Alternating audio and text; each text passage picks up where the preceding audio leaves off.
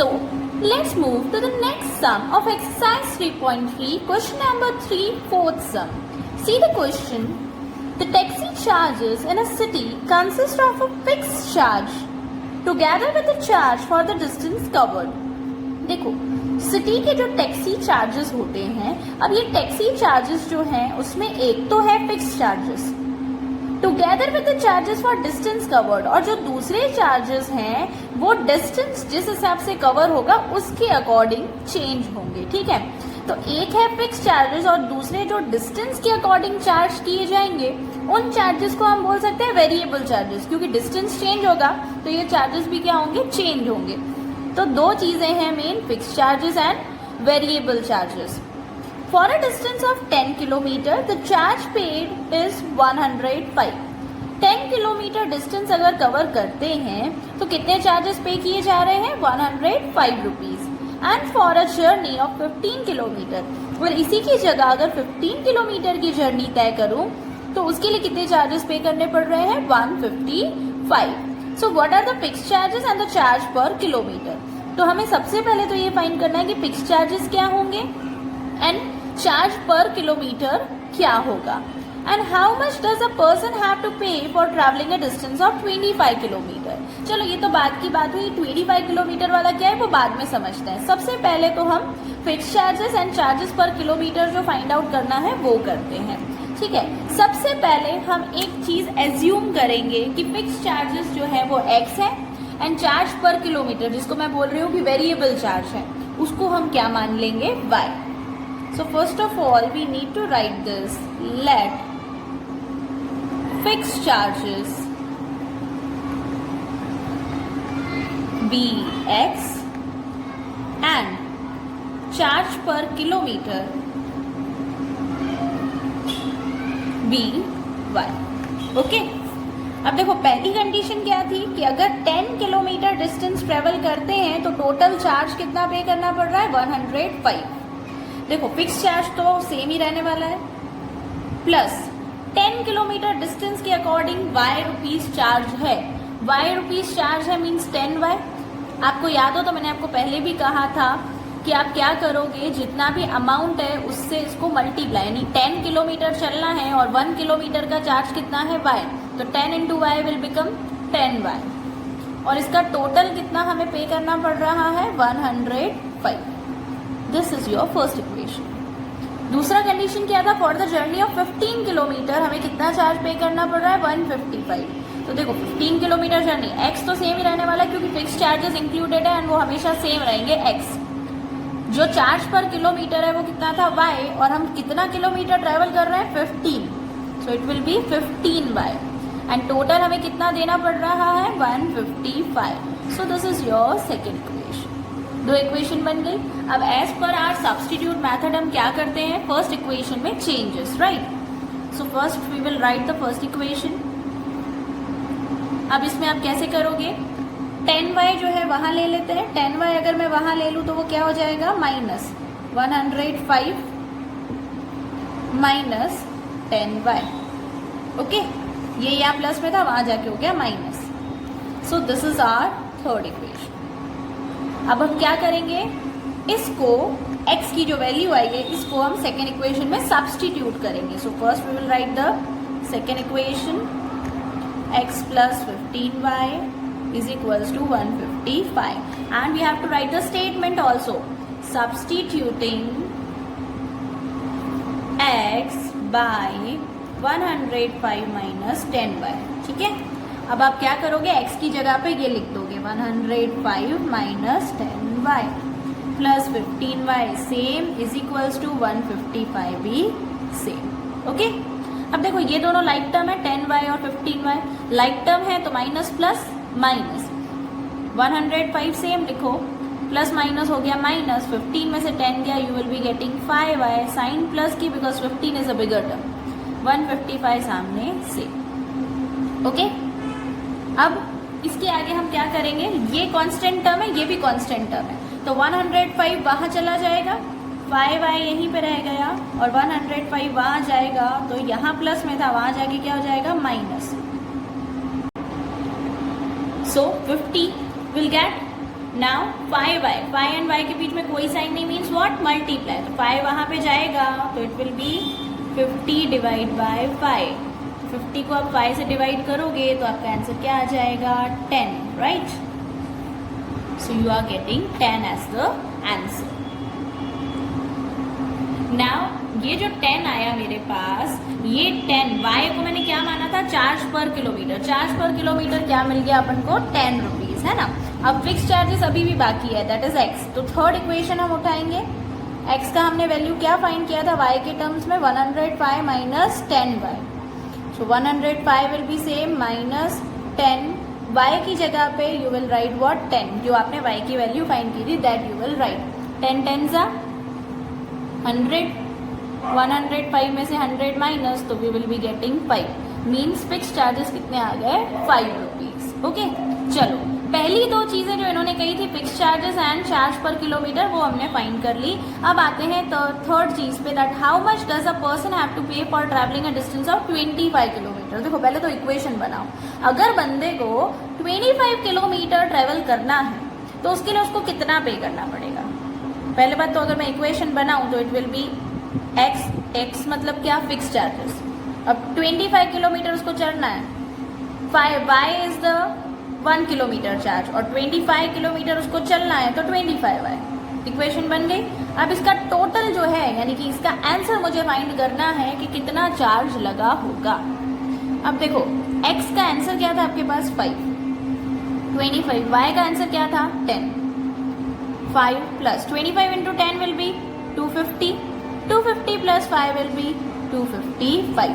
Means in short, I got the answer that for traveling 25 kilometer, a person has to pay 255 rupees. Okay? Done with the sum? Now see the fifth question. A fraction become 9 by 11 if 2 is added to both the numerator and denominator. Fraction 9 by 11 बनेगा अगर मैं numerator and denominator में 2 add कर दूं तो।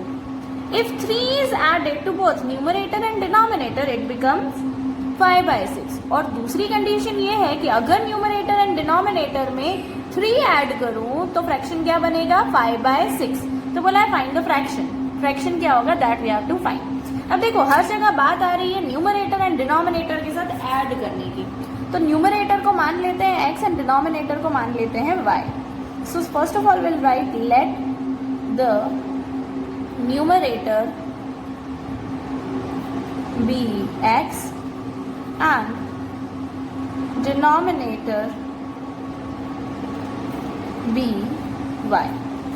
Okay, अब first condition देखते हैं, बोला था 2 इज एडेड टू बोथ, यानी x बाय y, ये मेरा न्यूमरेटर है x एंड डिनोमिनेटर है y, बोला है 2 ऐड करो दोनों के साथ, तो दोनों में मैंने क्या कर दिया, +2 इज इक्वल्स टू फ्रैक्शन क्या बनेगा, 9 by 11। ओके, दूसरी कंडीशन क्या थी, if 3 is added to both numerator and denominator, अगर मैं x एंड y दोनों के साथ 3 ऐड करूं सो इट बिकम 5 by 6, तो फ्रैक्शन क्या बन जाएगा, 5 by 6। दोनों कंडीशन के अकॉर्डिंग मैंने लिख दिया, लेकिन ये इक्वेशन सॉल्व तो नहीं हो सकती ना, तो हमें इसको क्या करना पड़ेगा, जैसे हमारा सिंपल फॉर्मेट है इक्वेशन का, उस फॉर्मेट में इसको डालना पड़ेगा। अब कैसे करेंगे, cross multiply, 11 will B multiply with this x plus 2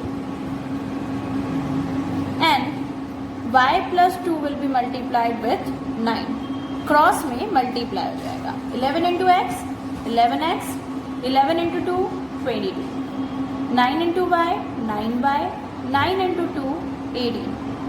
okay, अब क्या करेंगे, 9y यहाँ ले लेते हैं और ये जो कांस्टेंट टर्म है उसको वहाँ ले लेते हैं, 11x, 9y यहाँ आएगा तो -9y, 18 वही रहने दो, 22 वहाँ गया तो -22, 11x minus 9y will be same, 18 minus 22 will be -4. Finally you got the first equation.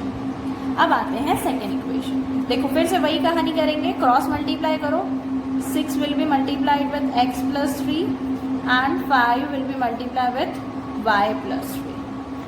6 into x 6x, 6 into 3 18, find to y 5y, find to 3 15। Again वही करो, वेरिएबल वाला यहाँ ले लो 6x, ये यहाँ आएगा तो -5y, 15 वहीं रहने दो, 18 वहाँ जाएगा तो -18। 6x minus 5y will be same। 18 में से 15 माइनस करूँ 3, sign will be minus because 18 is the bigger term. 15 minus 18 will be -3। This is your second equation. Finally हमने दो इक्वेशंस बना ली। अब तो हमें आगे आता है सब्स्टिट्यूट मेथड। फर्स्ट इक्वेशन ले लेते हैं, 11x minus 9y is equals to -4। क्या करेंगे, -9y को उधर ले लेते हैं, 11x इज इक्वल्स टू -4, वैसे ये उधर जाएगा तो +9y। अब 11x तो 11 वहाँ जाएगा तो यहाँ से वहाँ जाके वो क्या हो जाएगा, डिवाइड में, -4 + 9y डिवाइड बाय 11। ओके, अब ये हमारा बन गया थर्ड इक्वेशन। फाइनली हमने x की वैल्यू y के टर्म्स में फाइंड कर ली। अब हम क्या करेंगे, सेकेंड इक्वेशन उठाएंगे और सेकेंड इक्वेशन में x की जगह पे जो हमने वैल्यू फाइंड की है थर्ड वाली इक्वेशन में वो सब्स्टिट्यूट करेंगे। So will write substituting x by -4 + 9y by 11। Okay, 6x की जगह पे तो मुझे क्या लिखना है, -4 + 9y by 11 -5y is equals to -3। Okay, अब इसको हम क्या करेंगे, सॉल्व। देखो 6 और 11 न्यूमरेटर डिनोमिनेटर चेक कर लेने का, डिविजिबल है, वैसे है तो नहीं, तो सिंपली मल्टीप्लाई करो। 6 × 4 विल बी 24। देखो 6 × -4 that's why I have written -24। 6 × 9 so it will be 54y by 11 will be same, -5y will be same is equals to -3 is same. Okay, now what we will do, यहाँ 11 इसके नीचे कुछ नहीं means 1, 11 and 1 का LCM will be 11। So obvious सी बात है कि 1 के साथ इंटू 11 करना पड़ेगा, तो रूल है ऊपर भी इंटू 11 करो। -24 + 54y -5 × 11 55y। अब देखो यहाँ पे भी 11 है और 1 × 11 करके आएगा तो 11, तो मैंने कॉमन लिख दिया 11 is equals to -3 will be same. ये 11 यहाँ डिवाइड में वहाँ जाएगा तो क्या हो जाएगा, multiply. So -24 + 54y -55y is equals to -3 × 11 will be -33। Okay, अब आप क्या करोगे, देखो y जो है दोनों लाइक टर्म्स हैं, y वाले लाइक टर्म्स हैं तो सॉल्व कर सकते हैं। -24 will be same, plus minus minus, 55 - 54 will be 1 sign ध्यान रखना, 55 is a bigger term that's why I have written here -33 से। यहाँ से ये -24 वहाँ जाएगा तो क्या हो जाएगा, plus. So -1y will be same, -33 will be same, ये वहाँ गया तो +24। Now -1y is equals to minus plus minus, 33 में से 24 आप माइनस कर दो तो you will be getting 9, right. 9 answer आ रहा है, sign minus because 33 is the bigger term तो साइन माइनस आएगी, सामने सामने माइनस कर, तो आपका y का आंसर क्या आ गया, 9। Finally you get the value of y, means आपको डिनोमिनेटर तो पता चल गया कि वो क्या है, 9। अब बात आती है न्यूमरेटर जो x एज्यूम किया था वो। थर्ड इक्वेशन उठा लो, x जो y के टर्म्स में हमने लिखा था -4 + 9y by 11। So will write -4 + 9, y की जगह पे आई विल राइट 9 बाय 11। 9 9 ज़ा 81 by 11 will be same, minus plus minus, 81 में से 4 अगर माइनस करूँ तो it will be what, 77 by 11। Okay, 11 1 ज़ा 11 7 ज़ा, सो मेरी x की वैल्यू क्या आ गई, 7। So finally I got the numerator also that is 7। इन्होंने बोला था फाइंड द फ्रैक्शन, तो fraction now I can find the fraction. Fraction हमने जो है क्या एज्यूम किया था, numerator x and denominator y। हमने x की वैल्यू फाइंड की 7 और y की वैल्यू क्या फाइंड की, 9। So our fraction is what, 7 by 9। Okay, now see the sixth question. 5 years hence, the age of Jacob will be 3 times that of his son. 5 साल के बाद Jacob की as जो 3 टाइम्स होगी उसके सन से. 5 years ago, 5 साल पहले, Jacob age was 7 times that of his son. Jacob की एज उसकी सन की एज की कितनी थी? 7 टाइम्स थी. तो what are their present age that we have to find. अब देखो, जो फाइंड करना है उसको क्या करना होता है? एक्स एज्यूम करना होता है. Okay, so let the present age of Jacob be x and the present age of his son be y. Okay, उसकी एज को मैंने x मान लिया और उसकी सन की एज को क्या मान लिया? y. अब देखो, पहले क्या बोला है? 5 year hence, यानी कि 5 साल के बाद.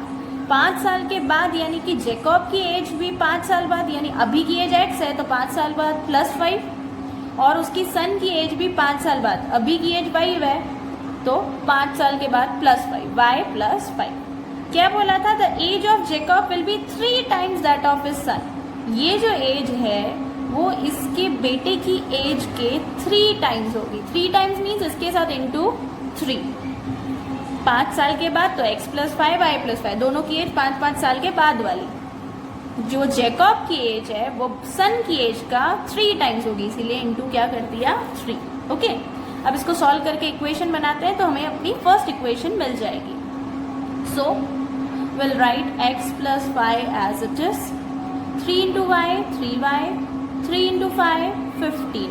ओके, अब क्या करेंगे? वेरिएबल एक साइड ले लेते हैं x, ये 3y यहाँ आएगा तो माइनस 3y, और कांस्टेंट एक साइड ले लेते हैं तो प्लस y वहाँ जाएगा तो will be minus 5. x minus 3y will be same. 15 minus 5 will be 10. So we got the first equation. अब नेक्स्ट कंडीशन पढ़ते हैं. 5 years ago. 5 years ago मतलब क्या? 5 साल पहले. अब देखो, अगर प्रेजेंट एज x है तो 5 साल पहले यानी माइनस 5. उसी तरह सन की प्रेजेंट एज क्या है? y, तो 5 साल पहले यानी माइनस 5. क्या बोला है? 5 years ago Jacob's age was 7 times. 5 साल पहले जैकब की एज जो है उसकी सन की एज का क्या थी? 7 टाइम्स. तो जैसे यहाँ 3 टाइम्स थी तो इंटू 3, यहाँ 7 टाइम्स है तो इंटू 7. अब देखो, ये तो same. 7 into Y 7y, 7 into 5 35. अब क्या करेंगे? वेरिएबल वाला एक साइड ले लेते हैं. 7y वहाँ जाके माइनस में, और ये माइनस y वहाँ जाके क्या हो जाएगा? Plus. x minus 7y will be same. 35 minus 35 plus 5, तो it will be minus 30. Okay, 2 equations बन गई. अब हमने क्या सीखा था? फर्स्ट इक्वेशन में थोड़े से चेंजेस. x जो है y के टर्म्स में. So x minus 3y is equals to 10. This is our first equation. Minus 3y वहाँ जाएगा तो 10 प्लस 3y मीन्स x की वैल्यू y के टर्म्स में मिल गई 10 प्लस 3y. ओके, अब हम क्या करेंगे? हमारी सेकेंड इक्वेशन लिखेंगे. That is x minus 7y is equals to minus 30. And इसमें हम क्या कर देंगे? x को सब्सटीट्यूट करेंगे इससे. सो will right substituting x by 10 plus 3y. Okay, अब आप क्या करोगे? x की जगह पे you will write 10 plus 3y minus 7y will be same is equals to minus 30. Okay, अब देखो y दोनों वेरिएबल है उसके पास, तो यानी लाइक टर्म हो गए 3y और 7y. 10 देखो प्लस माइनस माइनस, 7 में से 3 गया तो it will be 4y, sign will be off minus is equals to minus 30 से. ओके, अब ये जो 10 कॉन्सोनेंट है उसको वहाँ ले लेते हैं. तो 10 जो अब जो 10 है दैट इज कांस्टेंट, तो 10 जो है वहाँ ले लेते हैं कांस्टेंट टर्म के पास. Minus 4y same, minus 30 same, ये 10 वहाँ जाएगा तो minus 10. Minus 4y is equals to minus minus plus 30 and 10 will be minus 40. Minus minus cut, y यहीं रहने दो, 40 वहीं रहने दो, 4 वहाँ जाएगा तो डिवाइड बाय 4. 4 1 जा 4 10 जा, तो y की वैल्यू क्या आ गई 10. मीन्स सन की एज जो y एज्यूम की थी दैट इज 10 years. ओके, अब आते हैं जैकब की एज पे. जैकब की एज को हमने एज्यूम किया था x, और x इज इक्वल्स टू हमने थर्ड इक्वेशन लिखी थी 10 + 3y. ओके, अब 10 + 3y, तो what we will do, 10 + 3y की वैल्यू तो अभी अभी निकाली, कितनी आई थी 10.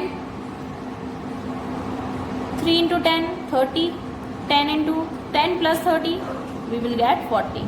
यानी कि x की वैल्यू आई 40, मीन्स जेकब की एज कितनी हो गई 40. Lastly you have to write the statement that the present age of Jacob is 40 years and the present age of son will be 10.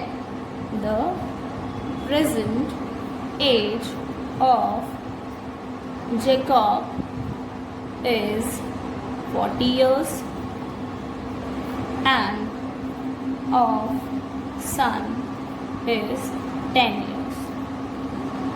Okay, so that's all with the exercise 3.3. And next video we'll learn exercise 3.4. Okay.